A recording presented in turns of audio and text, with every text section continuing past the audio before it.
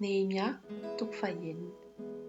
Rehefa reny Sanibala sy Tobia ary Gasema Arabo mba amin'ny namany fahavalonay fa hifananarana ny manda aho ka tsy nisy bangy intsony teo, kanefa kosa tsy mbola voalatsako ny lelam-bavahady tamin'izany andro izany.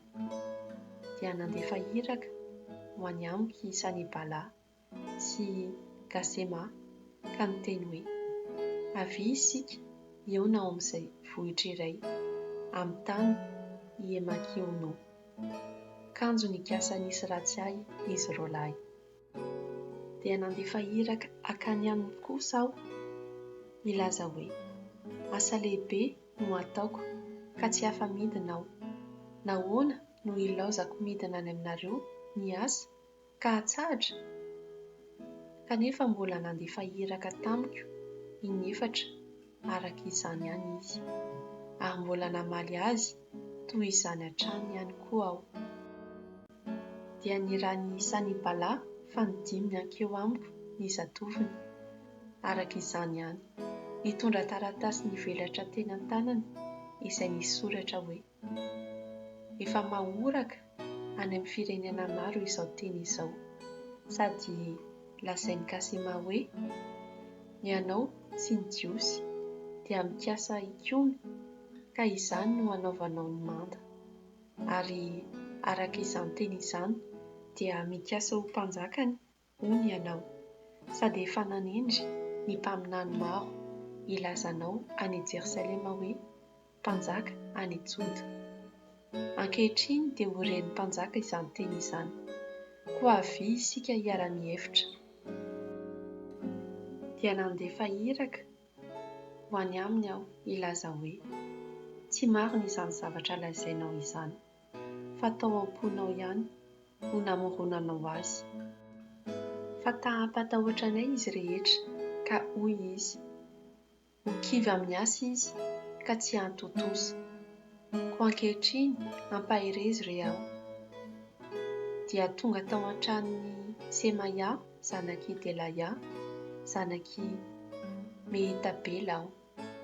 Nihidy aman-trano tao izy dia niteny hoe: andeha isika hiditra ao amin'ny tranon'Andriamanitra ao anatin'ny tempoly, ary aoka rindrintsika ny varavarana, fa ho avy hamono anao izy, eny, ho avy alina hamono anao izy. Fa hoy aho: moa tokony handositra va ny lehilahy toa ahy? Ary iza ny olona tahaka ahy no mahazo miditra ao amin'ny tempoly ka ho velona? Tsy hiditra aho aho, ary hitako fa indro tsy Andriamanitra no naneraka azy, fa nilaza izany faminaniana izany hamitahana ahy izy, satria voakaramany Tobia sy Sanibala. Ny nanakaramany azy dia mba hampitahotra ahy, hanarahako ny toroheviny sy hanotako, ka azahoany miteny ratsy ahy sy manala baraka ahy. Ry Andriamanitra, tsarovy i Tobia sy Sanibala araka izany asany izany mba amin'ny Noadia, mpaminany vavy, sy ny mpaminany sasany koa izay nampitahotra ahy. Vita tao anatin'ny 12 andro ny manda, tamin'ny andro 15 tamin'ny volana Elola. Rehefa reny fahavalonay rehetra izany, dia raiki tahotra ny firenena rehetra manodidina anay, sady hitany fa tsinitsininy izy, ary fantany fa Andriamanitray no nahavitana izany asa izany. Tamin'izany andro izany, ny olo-manan-kaja amin'ny Joda dia namitondra taratasy maro ho any amin'ny Tobia, ary ny avy tamin'ny Tobia kosa dia tonga tany aminy. Fa nisy maro tany Joda izay efa nianianan'ny iray tetika taminy, satria vinaton'ny Sekania zanaky Ara izy, ary efa nanambady ny zanaka vaviny Mesolama zanaky Berekia i Joanana zanany-lahy.